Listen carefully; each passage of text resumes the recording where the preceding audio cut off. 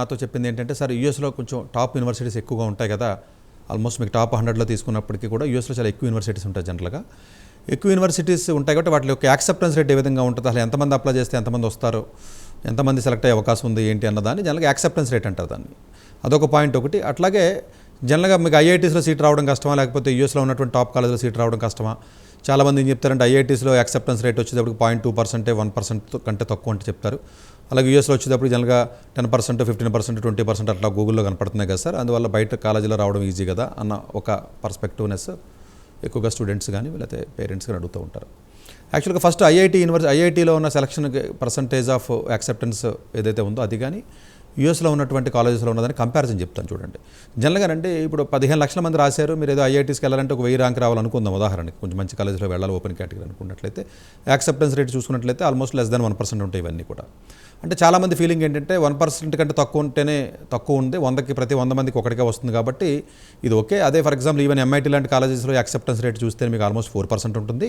So ఎంఐటీకి వెళ్ళటం easy, ఇక్కడైతే 1% కదా, చాలా కష్టం అని చెప్పి చాలామంది అట్లా అంటారు. అంటే నేను ఏ ఎగ్జామ్ని తక్కువ చేయడం కానీ దేన్ని ఎక్కువ చేయడం కానీ కాదు, జస్ట్ ఉన్న ఫ్యాక్ట్స్ని మీరు అండర్స్టాండ్ చేసుకోవడానికి ప్రయత్నం చేయండి.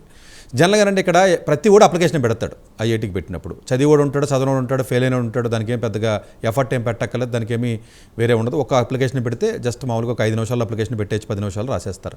ఒక ఎంఐటీకో లేకపోతే ఒక ఐవీ లీగ్కో అప్లికేషన్ పెట్టాలంటే it takes minimum 5 to 6 months అంటే ఎంతో సీరియస్గా ఉండి ఆ ప్రొఫైల్ ఉండి అది పెట్టగలిగే స్తోమత అంటే సమర్థత ఆ ప్రొఫైల్ ఉంటే తప్ప అప్లికేషన్ ఎవరు పెట్టరు. అందువల్ల ఏంటంటే మరి ఉదాహరణకి ఎంఐటీలో యాక్సెప్టెన్స్ రేటు ఈ సంవత్సరం 2020లో 4.5% ఉంది. అంటే దాని మీనింగ్ ఏంటి, ప్రతి 100 మందిలో 4.5 మంది మీకు ఎంఐటీలో లోపలికి వచ్చారు. అంటే దాని అర్థం ఏంటి అంటే పెట్టిన 100 మందిలో జనరల్గా మినిమం ఒక 60 to 70% of the people potential ఉంటారంటే, ఎందుకంటే వాళ్ళందరూ కూడా దాన్ని వేస్ట్గా ఎనర్జీ ఎవడో వేస్ట్ చేయడు. అంటే మనకు ఛాన్స్ ఏమాత్రం ఎంతో కొంత అవకాశం ఉందో అనుకుంటేనే పెట్టాలి. ఎందుకంటే అది పెట్టాలి అంటే డెఫినెట్గా ఫైనాన్షియల్గా కూడా ఖర్చు, ఒకవేళ వేరే వాళ్ళు ఎవరన్నా ఎస్ఐలు హెల్ప్ చేసి రాయాలన్నా కూడా చేయాలన్నా ఆల్మోస్ట్ లక్షల్లో ఉంటుందండి, అదేం వేలల్లో ఉండేది కాదు. మోరోవర్ అప్లికేషన్కి స్టూడెంట్ వర్క్ చేసి వర్క్ ఎంత ఉంటుందంటే చాలా ఎక్కువ ఉంటుంది, చాలా అంటే చాలా 5-6 months పడుతుంది.